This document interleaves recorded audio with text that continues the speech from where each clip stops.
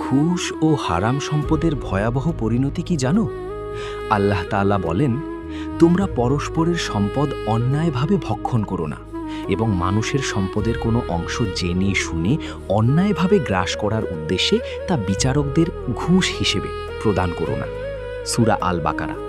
অর্থাৎ হারাম উপায়ে সম্পদ অর্জন নিষিদ্ধ, ঘুষ দেওয়া ও নেওয়া নিষিদ্ধ, প্রতারণা, জালিয়াতি ও অন্যের হক আত্মসাৎ করা গুরুতর গুনাহ। আইনের ফাঁক ব্যবহার করে অন্যের সম্পদ দখল করাও আল্লাহর কাছে অপরাধ। আল্লাহ আমাদের সবাইকে হেফাজত করুক।